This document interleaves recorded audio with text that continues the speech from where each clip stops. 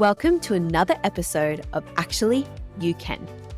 I'm your host, Miff, and in this episode, I look to explore ways you can stay motivated when it comes to working towards your health and fitness goals with the inspiring Abbey J Layton. Abbey is an online nutritionist and fitness coach who helps women create a kick-ass lifestyle that's all about balance, strength, and zero restriction. Embarking on a new health and fitness journey is no small feat. It requires dedication, commitment, and of course, motivation. Abbey shares her own personal challenges with motivation, and together we explore strategies and hacks that can help you to overcome those hurdles on your own journey. From understanding the role of dopamine levels to the importance of setting goals and exploring your why, we leave no stone unturned when it comes to unlocking your motivation. We also share a truckload of different tools you can implement to help you to keep up momentum and get after your own health and fitness goals. So get ready to get started and stay motivated on your health and fitness journey, because actually, you can. Hi, Abbey. Welcome to the show. Hi, Miff. So lovely to have you here. And I gave you a little bit of a brief just beforehand, but we're going to intro this slightly differently. So to kick us off, I'm going to shoot some rapid fire questions at you. Oh, gosh. And you're going to choose between one thing or the other, just so people get to know a little bit about you before we dive in. You ready? I actually love this. I do this with my own podcast and it's great fun. So yes, I'm ready. Amazing. Let's go. Perfect. First one, coffee or tea? Coffee. Morning or PM? Morning. Physical strength or mental strength? Oh, gosh, that's a tough one. I honestly don't think you can choose. I think mental, probably. A night out? Mental. Oh, gosh, sorry. I was going to go deeper with that. A night out or a night in? A night in. Do you kill bugs you find inside or take them outside? I kill them. Cannonball into a pool or dip a toe in first? Dip it for sure. Awesome. So I love this. Is that it? That's it. Oh, so now keep going. They're so fun. I'm going to hand it over to you to introduce yourself. Awesome. Thank you so much. My name's Abbey. I am a online personal trainer and nutritionist from Melbourne. And I help women, or just people in general, I guess, break free from restrictive diets and find strength inside and outside of the gym. I sort of intertwine with a lot of mindset work, a lot of mental strength, as well as physical strength. That's what I said before. I think it's really important, or not important, but I think without the mental strength, really the physical strength can't happen. So I think mental strength first, then you work on physical strength. I sort of intertwine that all together to help women just build a better and healthier lifestyle and build healthier habits and a life that they are obsessed with, or a healthy lifestyle that they're obsessed with. Wonderful. And I definitely stitched you up a bit there with that physical strength or mental strength question. I knew it would be a tough one because I do have you on here today to talk about motivation around mental strength, but I know it manifests in the physical space for you. So to kick things off, I'd love to hear, how do you define motivation? Motivation is, I guess, the drive or a feeling you get to take action. So it is really that driving force behind wanting to do anything in life. And I think it's really interesting. I've been learning so much about this lately. I think it's not just in terms of your health and fitness or your goals. It's literally like, why do we get out of bed? Like it's that driving factor. There's something that's making us take that action to do something or to do anything. So yeah, I guess motivation, it's just a driving force for us to propel into action. And as someone who is in the fitness industry, you're up at 4:30 every morning. It would be really easy for someone to go, "Oh, Abby, you're just so motivated." What would you say to someone who says it's easy for you? You're just always motivated. Yeah, well, I think this is what I was talking to you, Miff, about dopamine. So I've been learning so much about dopamine lately. Because I think a lot of people think dopamine can be a really bad thing in terms of addiction and things like that. But there's another side to dopamine that's actually really interesting. And dopamine is a chemical that's released in the brain that's actually responsible for motivation. It's what drives you. Dopamine, when you've got dopamine in your body or whether or not you feel motivated, actually comes down to the amount of dopamine that you have in your system at that time. So if someone just said to me, you're always so motivated, I'd literally be like, oh, it's because I've got a good baseline of dopamine, probably. And I think when it comes to dopamine, you do have a baseline. So everyone has a baseline of dopamine, and then there are certain things that make you happy or that give you a reward, or, it's the pursuit of something that increases your dopamine levels. And yeah, there are certain things that you can do to actually increase your dopamine levels, which is really, really cool as well. And that's what I've been learning so much about. So I guess in terms of that, but I think it also comes down to, setting goals, and working on yourself, constantly, and really working towards those goals. Yeah, and personal growth is a huge one for me as well. So I guess what keeps me going absolutely is, setting goals, and just also taking care of yourself mentally and physically as well is a huge thing. But both of those things as well increase your dopamine. So it is really, yeah, it's a really interesting thing. And so you touched on dopamine. For those who aren't aware of what dopamine is or how it impacts the body, can you give us the 3-second summary of what dopamine is? So it's a chemical that's released in the brain. It's responsible for movement and also motivation and drive. So it's not only like when you attain something, but it's responsible for that, when you're seeking something. So, when you're on the hunt for something, I guess, when you think of something that you love doing and it gives you that burst of like, oh, I'm so excited to do that. So it's the pursuit, it's released in the pursuit of something, and also when you actually achieve that thing as well. So it's really cool. And there are certain things that increase your dopamine. So, like exercise can increase your dopamine, but it's also chocolate, things like that, drugs, which is it's kind of a bad thing in a way, can increase your dopamine. Listening to music, dancing, doing things that you love, spending time in the sun, all of those things, eating a really healthy diet, rich in, nutrients and vitamins and things like that increase your dopamine as well. So that's what I mean when I say taking care of yourself and working on like goals and things like that. Those things increase your dopamine, and that's going to help with your motivation levels, which is really cool. And so talking about motivation in the health and fitness space, you mentioned that you can increase your dopamine levels by a number of different things, ranging from looking after yourself to drugs or food and stuff like that. Obviously, some of those mechanisms for increasing dopamine can support health and fitness goals, and some can hinder them. So I'd love to hear from your experience with working with your clients, how do you approach the subject of motivation, and how do you have conversations with people who are potentially chasing that dopamine hit and trying to stay motivation in ways that are probably counteracting their health and fitness goals? Yeah, I think it's really important to know with dopamine as well. So basically you've got your baseline of dopamine, and certain things increase it above baseline. So like don't quote me on these, I don't know it exactly, but I think exercise can increase your dopamine above baseline times 2 or something. Um, you know, sex I think is 1.5, chocolate is like 1.5. So all these different things increase it on average above baseline.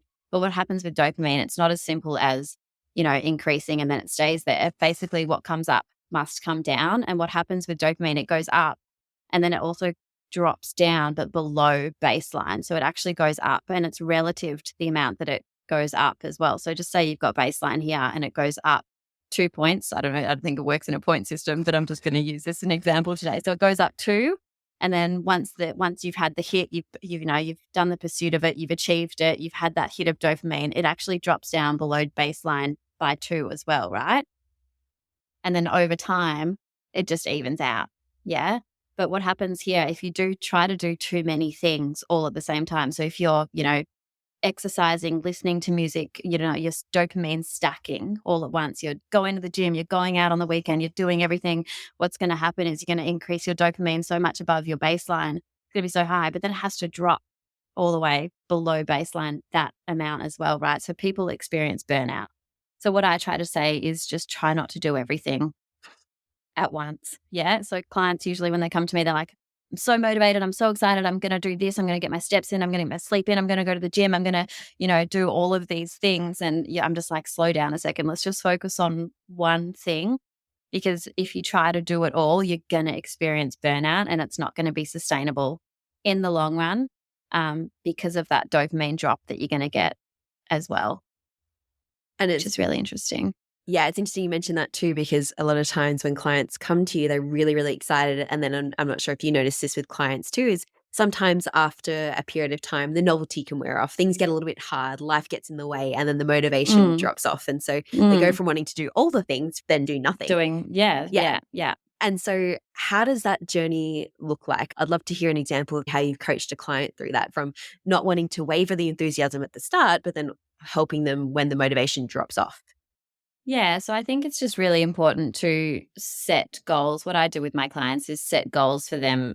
So we work together and set goals, and you focus on one thing at a time. And when that one thing is perfected, then you sort of stack on. So, like you want to come, a client signs on, they want to clean up their diet, they want to, get strong in the gym. And I'm like, all right, well, first couple of weeks, we're just going to focus on your diet, and we're just going to, the gym can go, but we're not going to that's not going to be your whole thing as well. We're not going to try and be perfect. And just really making sure that you're intermittently doing those things so it's like sustainable over time, I think is really important. And that's exactly what I try to do with my clients. And also, I think telling them and reiterating that when it comes to your health and fitness, it's not something that's going to happen overnight. So I think really making sure that you're focusing long-term goals here. You're in this for life. This is what I tell my clients. I'm like, you're in this for life. There's no rush in trying to do it all now, because once you get there anyway, you're going to have to maintain it anyway. So you may as well do it slowly, really enjoy the process. Get really good at one thing and build that as a habit. And then you can work on the next thing. And then, it might take 12 months. It might take 2 years. It's taken me almost 6 years to finally become consistent in the gym. Like 6 years, it's a really long time. But yeah, I did that because I did it kind of slowly, whereas a lot of people want quick, fast results these days that aren't sustainable. And so Sorry, I think I went off on a tangent then. Oh, good. And so you mentioned you get your clients to focus on one thing. How do you choose which thing to focus on first? Well, I think mindset is the most important thing to start with. If you're not in the right mindset, you're not going to be able to achieve anything. So I think first of all, I work my sort of 4 things. So I've got a 4-step method that I work through my clients with, and it's mindset number 1. The second is nutrition. Third is exercise and strength training. And then the 4th one is accountability and support. So they're my 4 steps that I truly believe are, essential for someone to be successful long-term on their health journey. And I think mindset it's all about setting goals. So it's setting goals, exactly what you want to achieve, making sure they're smart, specific, timely, measurable. And also what I really make sure my clients tap into is the reason why they want to achieve those goals. So it's all well and good to have these goals, but I think really understanding your purpose and understanding why you want to achieve those goals is really, really important. And then I also, in terms of mindset, a really other big thing that I tap into with my clients is whether or not they actually fundamentally believe that their goals are possible. Because it's all well and good to want these things as well, but if you don't actually believe that you're going to achieve it, you're never going to be able to achieve it. So I think those 3 things is what I really work with. It's goals, it's why, and actually working into your belief systems and blocking on and getting rid of those limiting beliefs as well. And it's really great to hear you say that, because a lot of the time, especially in the fitness industry, people go, I'm going to join a gym and exercise, I'll lose weight that way. And then they wonder why they're not getting results, or they wonder why they're not motivated and they find things hard. And it's because they haven't taken the time to actually do the mindset piece. And so it's really wonderful to hear that's part of your client journey. And you mentioned as part of your 4-step process, you first look at mindset, then you look at nutrition before exercise. I'd love to hear why you focus on the nutrition aspect first. Yeah, because I think in terms of my clients, a lot of their goals, most of the time when a client comes to me, is fat loss or weight loss. And I'm a true believer that exercise is not a tool for fat loss at all. Exercise and going to the gym, that's a thing you do to get strong. That's a thing you do to improve a skill, improve your energy, get a dopamine hit, all of those things. That's why you exercise, but you don't exercise to lose weight. Yes, it is a tool to create a calorie deficit, but also you're never burning as many calories as you nearly think in the gym or by doing exercise. So first up, if weight loss is your goal, or if you want to just feel better in your skin, you've got to tackle your nutrition first. If you don't get that right, you're not going to get any results anyway, because you can't out-train a bad diet as well. So that's why I really prioritize education around nutrition, fueling your body, what works for you, understanding how calories in versus calories out works, understanding what foods, you should be incorporating more into your diet versus the ones you should eat not so regularly, and making sure that they understand that first. And then we tackle the strength training. And I wish I could bold, highlight, underlining everything that you just said there, because, someone who's passionate about exercise and physical activity, again, I don't do it for fat loss. I do it for what you've mentioned, the reasons around strength and training mental strength as well. And it hurts me when I hear people use it for a fat loss tool, because I'm like, it's so much more than that. So much more. And it's the 1% that you're focusing on. You're not acknowledging everything else that could contribute to your actual, if fat loss is your actual goal, which for some people it is, then there's so many other tools that you can be honing in on first. And so it's really great to hear that that's the setup for your system and something that you work with your clients, especially females. Yeah, I think as well, because when you use exercise as a tool for fat loss, it starts to become a chore and you start to hate it and you start to resent it, because you're probably not going to see results quickly, because like I said, you're not burning nearly as many calories as your Apple Watch tells you or that you think you might be. So you're going out and, eating all this food, and then you're only burning 300 calories in the gym, and it's taken you an hour and a half, and you're like, what the fuck? So you're going to start resenting it. You won't enjoy it. It's not going to make you feel good. And that's going to, not motivate you at all. So I think it's really important to, if fat loss is your goal, or just feeling generally better, you got to focus on nutrition, because that will impact your mood so much and your motivation, your dopamine levels. And I'm going to tangent this slightly, because I feel like I had the absolute pleasure of listening to one of your Hot Girl Walk guided tracks and absolutely love loved it. So I'd love you to talk to a bit about how you created this and the why around it. The Hot Girl Walk track? Yeah. So I love music. I listen to it everywhere. I sing all the time. Music honestly makes me so happy. And I just didn't think there's nothing out there. And I knew when I was recording podcasts, I was like, oh, I would just love to chuck on a banger, because it's so motivating. And if you're talking about a specific topic, it's so cool to intertwine that together and have that listening to a song while you're in thought about something that you've just heard, or something that's bringing something up for you. It's just a really cool way I just found it really motivating. So yeah, I just thought it had never been done before. And yeah, I took the plunge, and people seem to love it, which is great. Yeah, definitely. I had it on. I wasn't, to be fair, I wasn't going for a walk. I was doing housework, and man, it was the most mindful housework I think I've done for a long time. That. Yeah, for sure. I love that. That's awesome. I need to make more of them, actually. I've only made 2 of them. I feel like I need to jump back on and create some more, create some magic. And I'll link them below so people can experience them for themselves. Thank you. And so I'd love to hear then as well, sort of your journey with motivation. And to go back to the start, have you always been able to access that motivation, or have you gone through periods where you're like, I just can't get going? I think yes. So I have always been a very driven person. Naturally, I'm guessing my baseline of dopamine might be quite good, because everyone's baseline is different as well. But yes, I've always been in school, I was always wanting to, study and do the best and all of that sort of stuff. And I've always wanted to, in my work, I've always wanted to progress and, build my business and what am I doing next and all of these sort of things like that. Just change really excites me. Growing, personal growth really excites me, all of that sort of stuff. So I think I've always been someone who's very, very motivated. In saying that, though, there have definitely, I'm human. There's definitely weeks that I feel unmotivated to train, to, not eat well. There's definitely weeks where my mood isn't good and all of that sort of stuff. But I honestly feel like those weeks happen when a few things have happened. So it's when I'm either not looking after myself. So either mentally not looking after myself, not doing, the mindset work, not practicing gratitude, not, doing all of those journaling things, not taking care of my mental health, or it's not when I'm taking care of my physical health. So it's when I'm choosing poor food, to eating a poor diet, when I'm out drinking a lot, things like that. And then it's in stages where I've gone through traumatic experiences, death or like all that sort of stuff, or like highly stressful weeks as well. So I think there's definitely times when my motivation has slumped. Um, but there's always been reasons for that. I've never just like felt unmotivated. It's always been like factors that have caused that thing.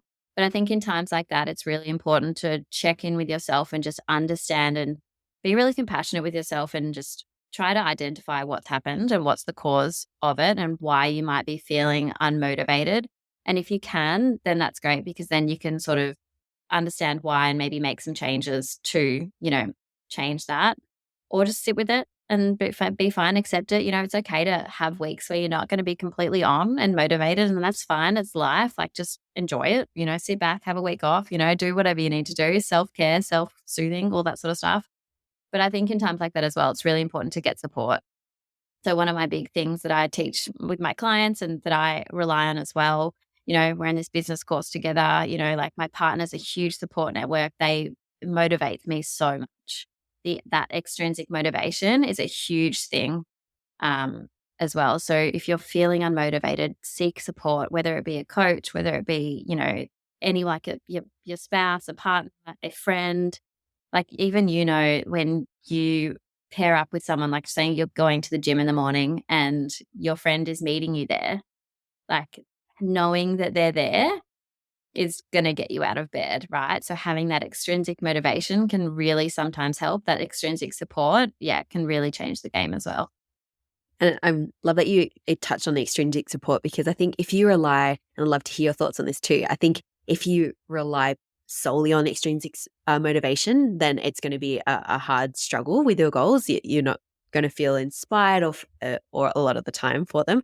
I feel like it's that combination. You have to intrinsically want it, and the extrinsic can support you too. Like, I feel similar to yourself. I feel like I've got quite a high baseline of dopamine, if we call it that. And I'm Love quite it. Yeah. motivated, especially in the exercise realm. And I've been a bit unwell recently. And so motivation to actually get out and move hasn't been awesome. And so what I like Yeah. to do in those situations is put a little follow along YouTube on and work out to a follow along YouTube, like back in the day. There And you I was go. like, it's the internal, I know it's good for me and I want to do it, but sometimes you do need the external. I'm not going to go to a gym. I just want to stay home. But this following along a YouTube exercise video is better than doing nothing. Yeah, and that's a great explanation. I think a combination of intrinsic and extrinsic together can be great. I don't think you can solely rely. I mean, there are maybe times when you can solely, like maybe a little bit solely rely, like if a partner drags you out of bed, takes you to the gym. But if you don't want to be there intrinsically, you're going to hate it, right? So there needs to be some sort of wanting from within as well as that external, for sure. And if you've just got the external, it's you're going to burn out. You're not going to want, you're not really deeply going to want to do it yourself, and you're probably not going to do it. Yeah. And you also mentioned, you're human. You go through periods of time where you're not motivated. And I love that you've mentioned that it's okay to feel that way, and you can sit in that for a little bit. It's sort of like when you're sitting there for a prolonged period of time, then it's like, okay, we need to look at something to start doing something about this. And so Yeah. how long do you give yourself a set period of time to sort of feel the feels and stuff like that? I know for me personally, I might be like, okay, I can have a day or two, depending on the reason for I'm feeling demotivated. I'll be like, give myself a day or two, then I'm going to just get on with life. What's your sort of approach to it? Yeah, I think it totally depends on the gratitude of the situation. Like, if you've gone through like a death in the family, Yeah. or like something highly stressful, you're going to need like months. Whereas if it's like, I don't know, if you broke up with a partner, like I think I broke up with my partner a year and a half ago, my ex-partner, not my ex-partner. And I didn't do anything for months, I think, because it was just my headspace was so off, but I wasn't stressed out about it because I knew that I was going through this thing. So I think it depends on the gratitude of the situation and how much it's impacting your mental health, physical health, all of that sort of stuff. But I think there also is a point where you need to realize, okay, am I sitting in this for too long, and am I making myself more miserable by letting myself sit here? And I think there will just be a point where you'll probably maybe hit rock bottom, or maybe you'll just realize, I'm tired of feeling this way. And I think if you're there and you're struggling to find that motivation to get out, and I think a lot of people call this, like I've fallen off the bandwagon. I'm sitting in this place and I don't know how to get back on the train. I don't know how to get my mojo back. And I think that's when you've really got to come back to your reason why, really set some goals again, come back to your reason why. And my partner and I are doing this thing at the moment where we record a video to ourselves of our goals, like every now and then. And we just not, he does it on his phone. He talks to himself and I do it on my phone and I talk to myself. And then that's like a little video to yourself of like the reasons why and your goals, and you sort of talk you through it. And you can call back on that. You don't have to do a video, but you can write it down in your journal, and just having the reason why somewhere that you can see it. And I think that's like a first step of, getting out of your funk. So if you're feeling like you're in funk town, get really clear on your goals again, get really clear on your why, make a plan, and then get that support that you need to get back on track.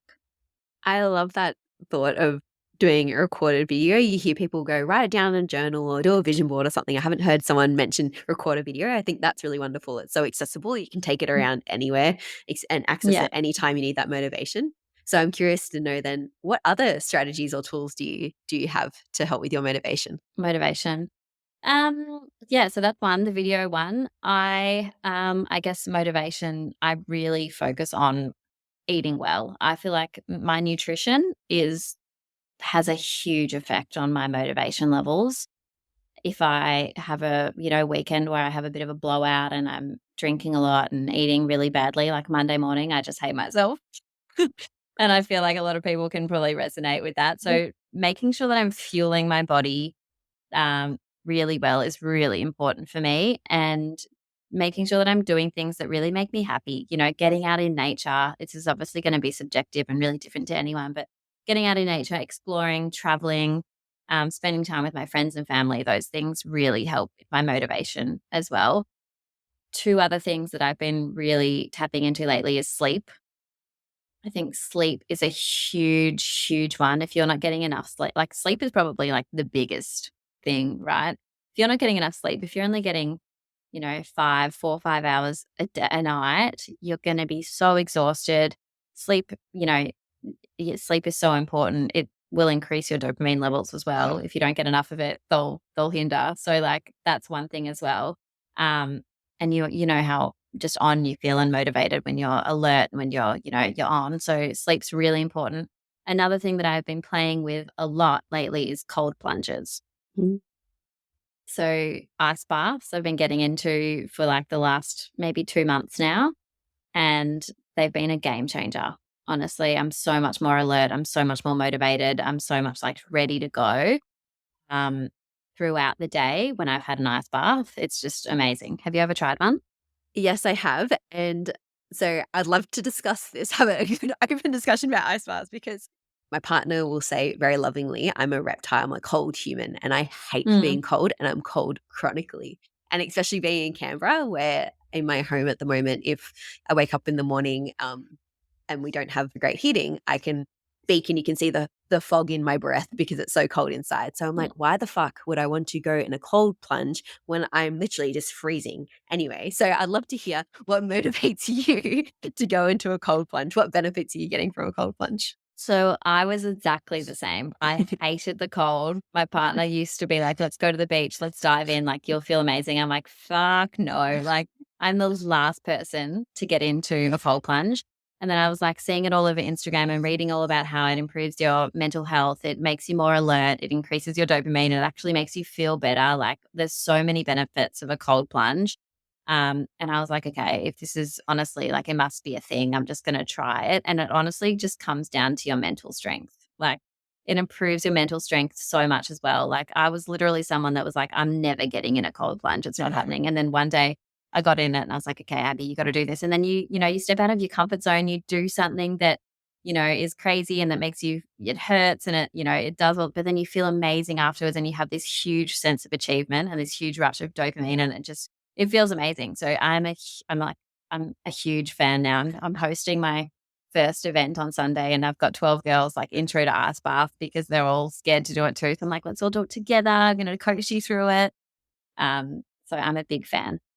100%. And in saying that, all I went through I call it a phase, but during summer I was doing ice baths because I understand the benefits of recovery and all that sort of stuff. It's just when Yeah. it goes to winter, I'm like, I do a lot of hard things in my life. I don't really need to do an ice bath in the middle of winter to help make myself mentally strong. But obviously, I'm using that as an excuse to ignore all the other wonderful benefits that come with Exactly. plunge baths. So I'll probably Be- revisit back in the summer. But yes, 100% cold because plunge. because you totally can do it. Yeah. There's no reason why you can't unless you've got some sort of, Raynaud's syndrome or something that your body like shuts down when you're in the cold, but you physically can do it. It's all mental. Yeah. It's all mental. So that's what I love about um, cold plunge as well. I think it really takes you out of your comfort zone. And that's when you see the most growth. That's when you get the motivation. And when you've done something that's hard and that's, that you push through that barrier of pain and, come out the other side, you come out the other side stronger for it. And I think that's really cool. And it's awesome that as I mentioned before, I use sort of physical activity as my way to indirectly improve mental strength and resilience. And love about cold plunges? It's super accessible. Like you don't have to Mm, max out your heart rate or 1 RM or do something really gross workout to do it. You can literally and I say just with like in sit. well, sit in a cold plunge and get the strength and resilience that way. And I'm curious to understand if you're looking at a cold plunge, how do you get yourself in the cold plunge? Like, I wouldn't say you're motivated to do a cold plunge, are you? Honestly, I think that's when you've almost got to go with someone and have that extrinsic motivation to get you into the cold plunge for sure. So when I go to a place called Recovery Lab and they're like standing there watching you. And I think it would just be embarrassing if you were like signed up and paid like $30 for this cold plunge. And then you're like, oh, actually, I'm just gonna go. Like, I just don't think Dip my toe in. dip Someone my gonna toe in. cannonball. Yeah. And you know what? I just say like, just get in and then just see how you go. Like, don't put any time on it. Just say 10 seconds. And then, I'm up to 5 minutes now, which is just wild. Awesome. That's Yeah. great. And Yeah. so I'm wondering at what point then, and because I hear this a lot, some people say, and I would say a lot of the time, I'm not motivated, I'm just really disciplined. How do you see motivation and discipline playing with each other when it comes to actually doing stuff? Yeah. So I think first up, you've got to have the motivation. And then discipline comes down to habits, I truly believe. So, discipline it comes down to, well, I guess discipline is a range of things.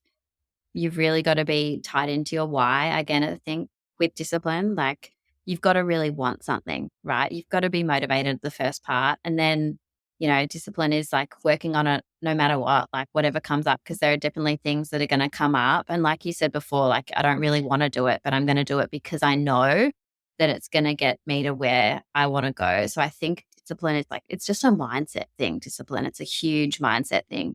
Um, and yeah, I think it's almost like you do this thing that you don't want to do now because you know it's going to benefit you later. And then I guess that's almost like a motivator in itself. So I guess they're kind of intertwined.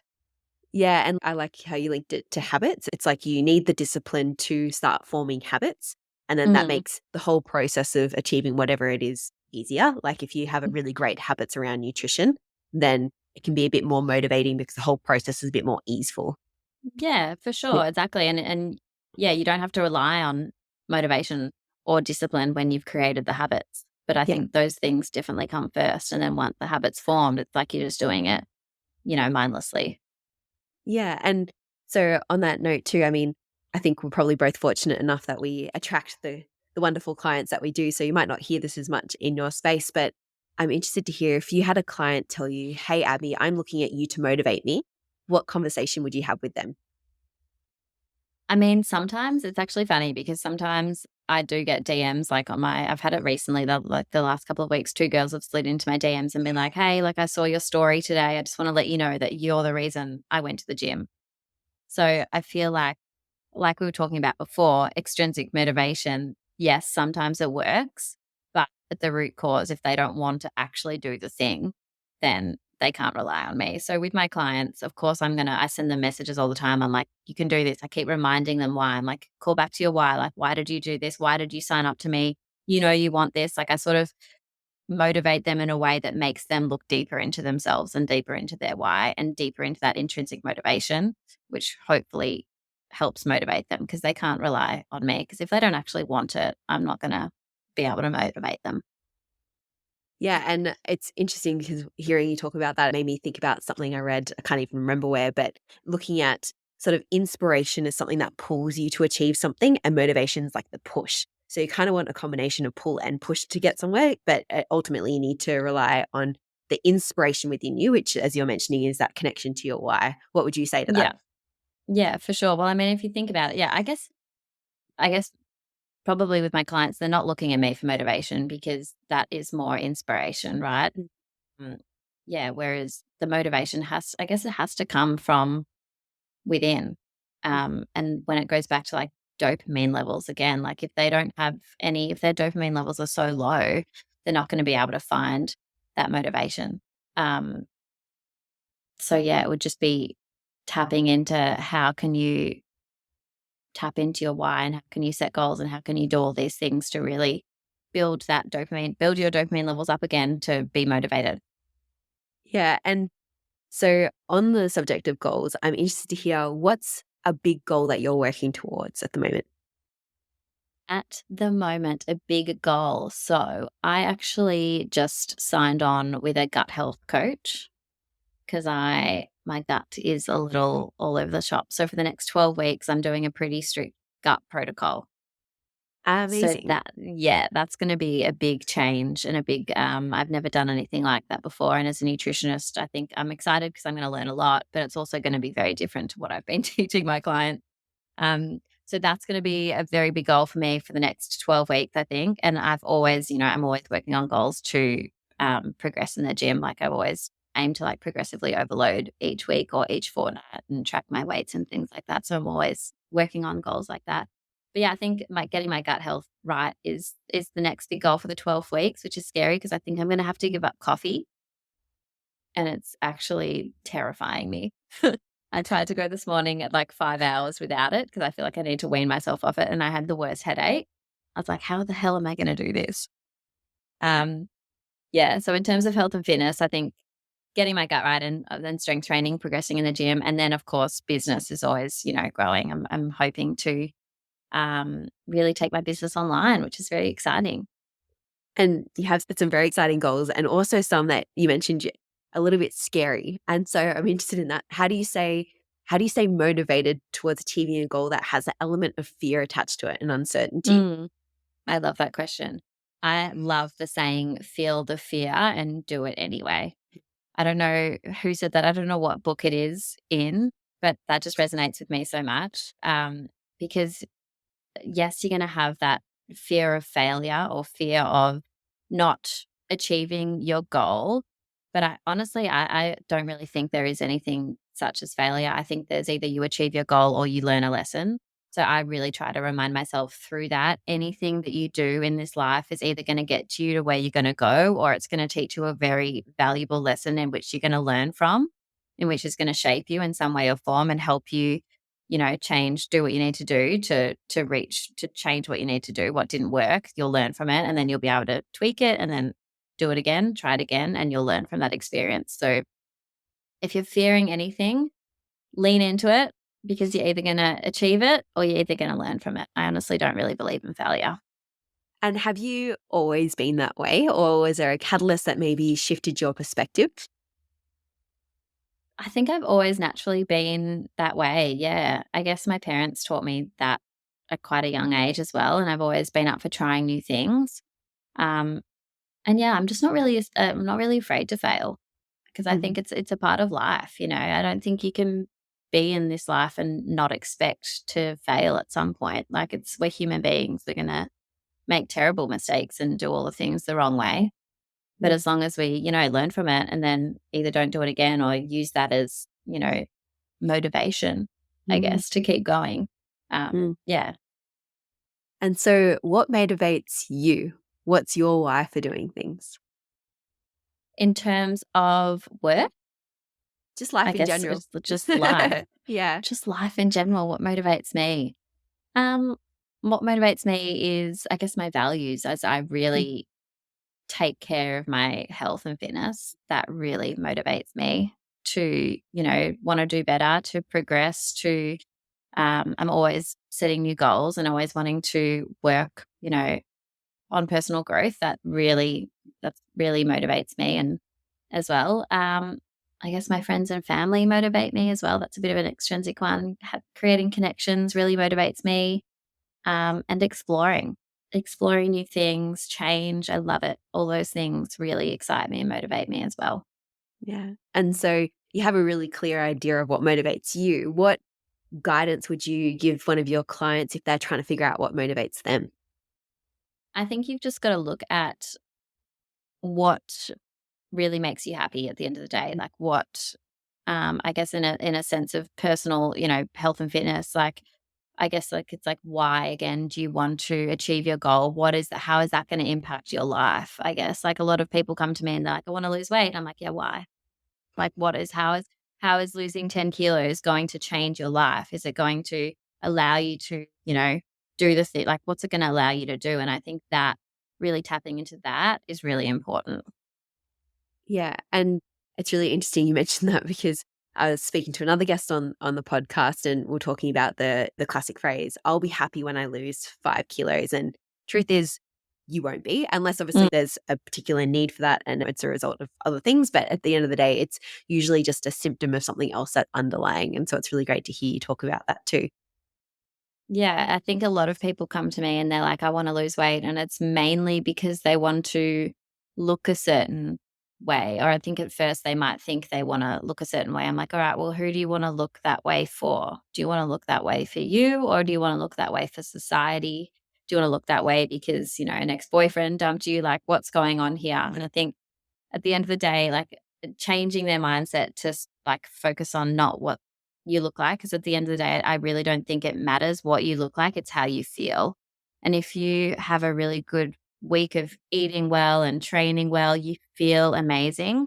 And you look in the mirror and like, it doesn't even matter what you look like because inside you feel fucking great. And it works the opposite way as well. Like if you have a really bad week of eating badly and drinking and not getting much sleep, you look in the mirror and you're like, oh my God, I hate myself.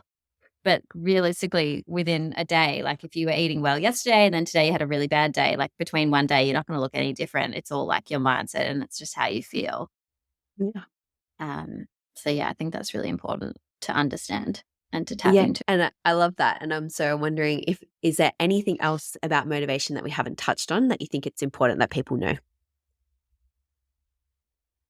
Motivation that we haven't touched on. I think it's just really important to tap into what really does motivate you in terms of, I guess, if we're talking about health and fitness, tap into your why. Yeah, I think we really have touched on this as well. Tap into your why. Why are you doing something? Find things that like excite the shit out of you. Find something you love. Find your purpose as well. I think it's really important having purpose.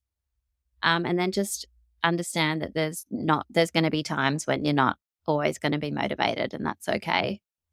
But in those times, knowing how you can sort of pull yourself out of a funk is really important, and seek support and try a cold plunge. Yes, try a cold plunge in the middle of Canberra winter. You'll learn more about yourself. Yeah.